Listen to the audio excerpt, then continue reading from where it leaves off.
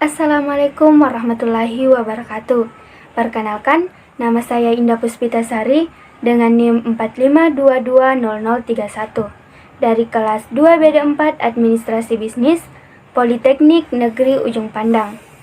Pada kesempatan kali ini saya akan membahas tentang materi manajemen kas. Yang pertama ada sebuah kutipan motivasi dari Benjamin Franklin, yaitu berhati-hatilah dengan pengeluaran kecil, karena keretakan kecil bisa menenggelamkan kapal yang besar. Pada bab ini terdapat 5 pokok bahasan. Yang pertama, pengertian kas. Yang kedua, persediaan kas minimal.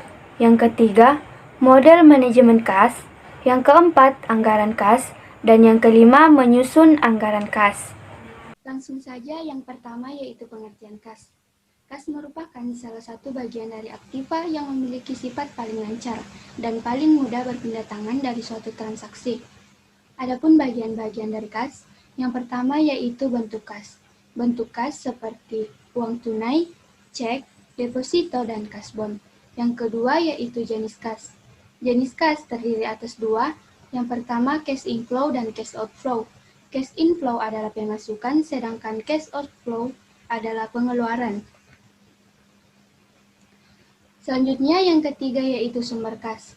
Terdiri dari hasil penjualan tunai dan penerimaan piutang, penjualan aktiva tetap, penjualan atau emisi saham atau adanya penambahan modal dari pemilik, pengeluaran tanda bukti hutang atau wesel, hutang obligasi dan hutang bank, penerimaan di luar usaha perusahaan atau bunga, dan adanya penerimaan kas dari sewa, bunga atau dividen, hadiah, atau restitusi pajak dari periode sebelumnya. Selanjutnya yaitu penggunaan kas. Penggunaan kas terdiri dari pengeluaran untuk biaya produksi, pembelian saham atau obligasi sebagai investasi jangka pendek atau jangka panjang, pembelian aktiva tetap, pembelian kembali saham yang beredar, pengambilan kas dari perusahaan oleh pemilik, dan pembayaran hutang jangka pendek atau jangka panjang. Kemudian yang kelima yaitu motif menyimpan kas. Motif menyimpan kas terdiri atas 3. Yang pertama motif transaksi, yang kedua motif berjaga-jaga, dan yang ketiga motif spekulasi. Selanjutnya manajemen kas. Manajemen kas dapat didefinisikan sebagai pengoptimasian penggunaan kas sebagai aktiva. Hal ini berarti tidak boleh terjadi kegagalan pemakaian kas dan pengawasan terhadap posisi kas. Selanjutnya adapun tujuan manajemen kas terdiri atas 2 yaitu likuiditas dan earning.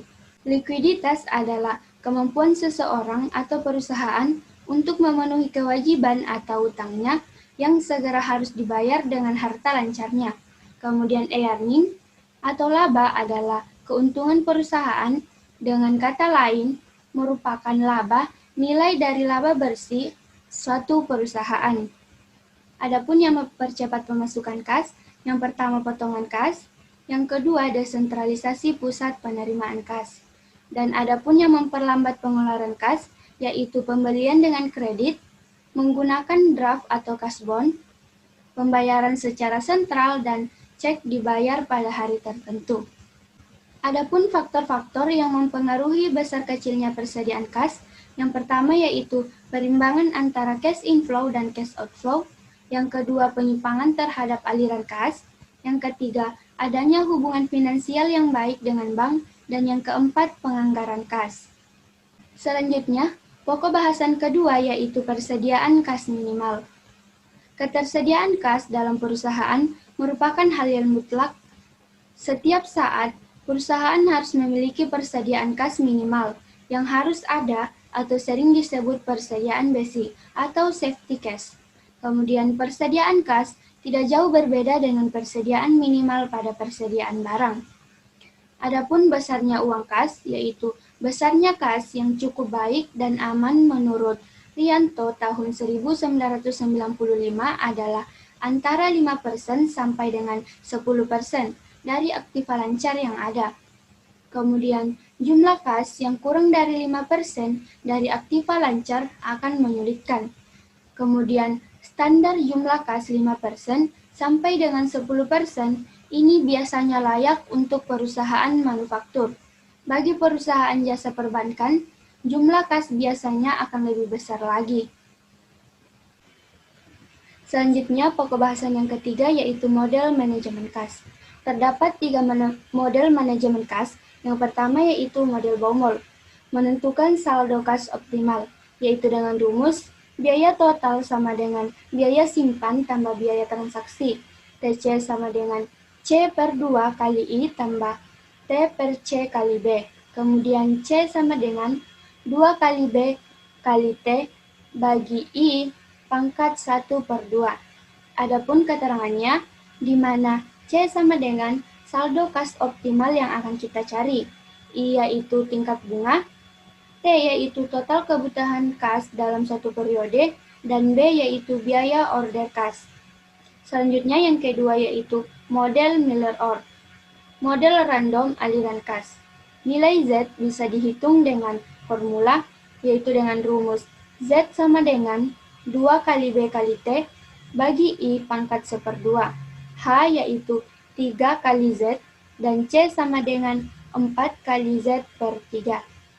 Adapun keterangannya, di mana Z yaitu batas bawah yang akan dicari, H yaitu batas atas, B yaitu biaya transaksi atau tetap, pembelian atau penjualan surat berharga. Kemudian I yaitu tingkat bunga harian pada surat berharga, dan C sama dengan rata-rata saldo kas. Selanjutnya, yang ketiga yaitu model ekonomi kuantiti. Untuk menentukan jumlah kas optimal, yaitu dengan rumus akar 2 kali F kali T per K pangkat C.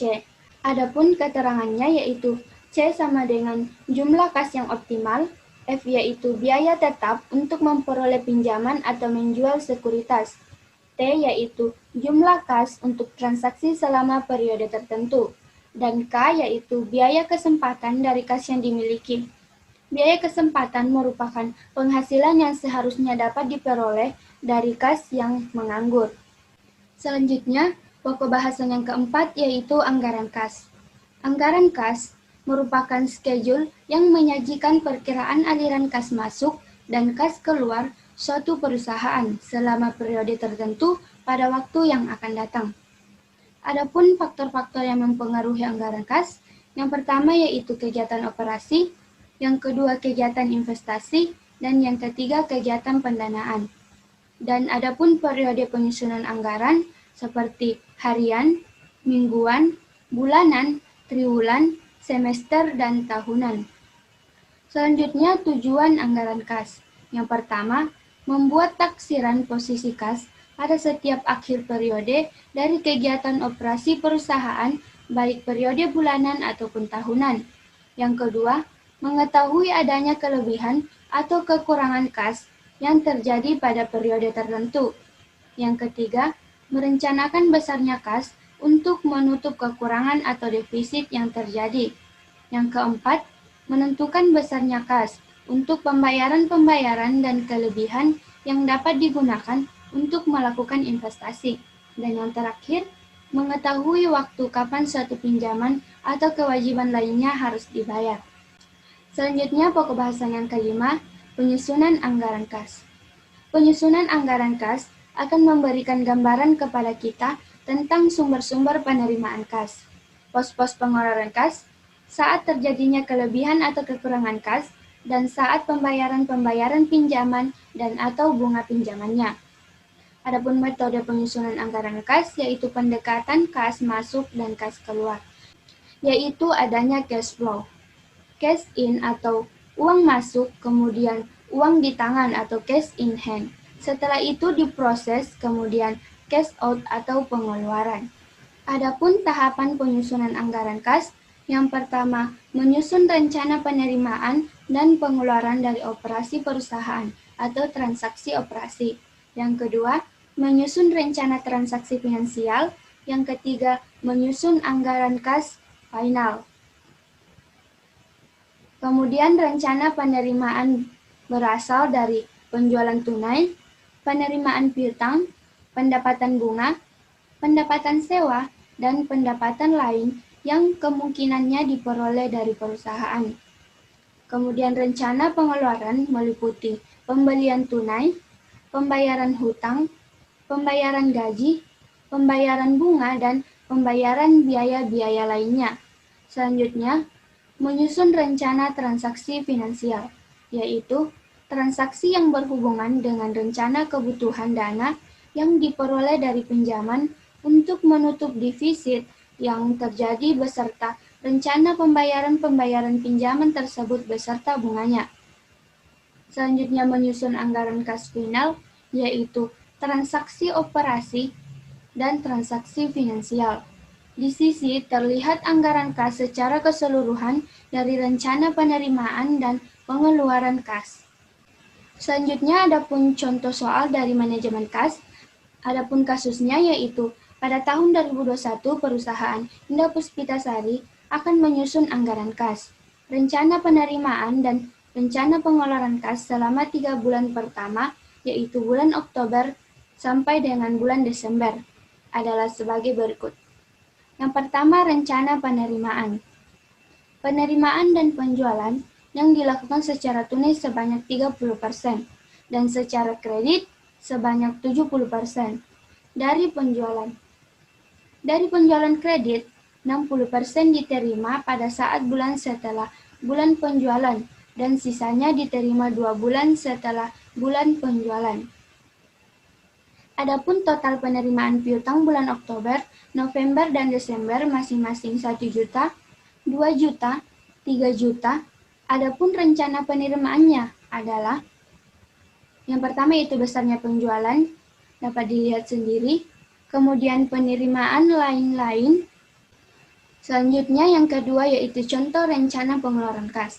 Yang pertama pembelian bahan mentah, yang kedua pembelian bahan penolong, yang ketiga pembayaran gaji upah, yang keempat biaya transport dan komisi penjualan, dan yang kelima biaya administrasi dan lainnya.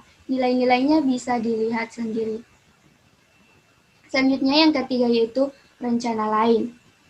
Yang pertama saldo akhir pada bulan Desember tahun sebelumnya 200.000. Apabila terjadi defisit, perusahaan akan melakukan pinjaman ke bank pada permulaan bulan dan pengembaliannya juga pada permulaan bulan dengan bunga sebesar 2% per bulan dan seterusnya. Selanjutnya jawaban dari soal tersebut.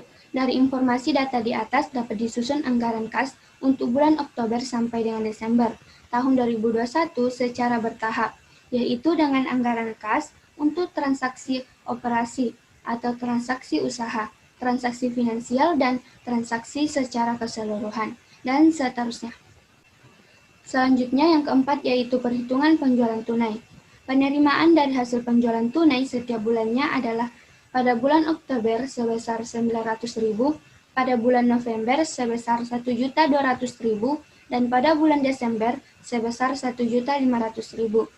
Penerimaan hasil penjualan tunai dan penagihan piutang dari penjualan kredit setiap bulannya dapat dilakukan pada tabel berikut. Selanjutnya yang kelima yaitu penerimaan kas dari penjualan tunai kredit. Tabelnya bisa dilihat sendiri. Saya lanjut. Yang keenam, anggaran transaksi finansial sampai dengan penerimaan pinjaman dan pengembalian. Yang ketujuh, anggaran kas final atau transaksi operasi dan transaksi finansial.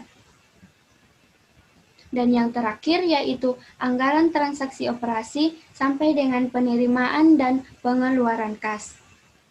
Itulah tadi materi yang sempat saya bawakan. Semoga bermanfaat untuk kita semua. Sekian dan terima kasih. Wassalamualaikum warahmatullahi wabarakatuh.